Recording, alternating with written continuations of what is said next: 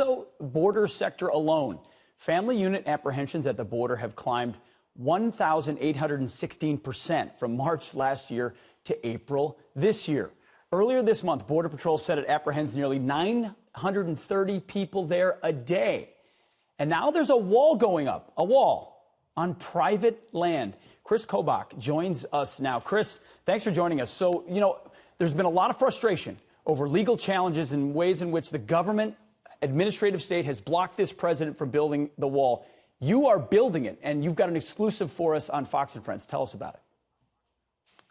Yeah, Pete, this is the first time in American history that a private organization called We Build the Wall, but this is the first time any private organization has built border wall on private land.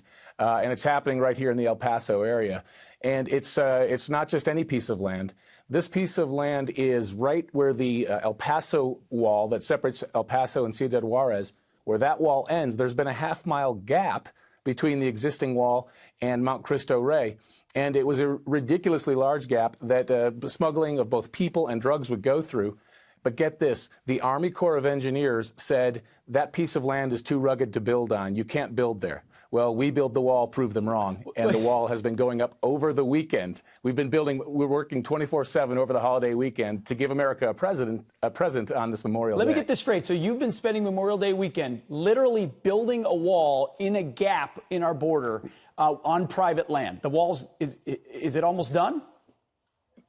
Yes, it is almost done. And literally, we are standing in the gap and building the wall. It's extraordinary. And it's not just any wall, too. The typical fencing you see on the southern border, where we do have steel bollard fencing, is garden variety steel that lasts only 25 years. This is all weathering steel that lasts 75 years.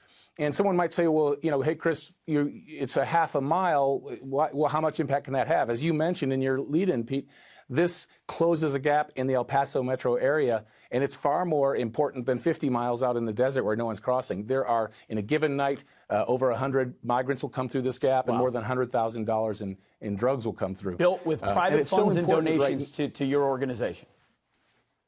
To We Build the Wall. And it's so important. We hear the bad news recently that a liberal federal judge is blocking the federal government from building part of the wall. That's why it's all the more important now, Pete, that American citizens step forward like they have already, contribute to We Build the Wall. We'll keep on building as long as people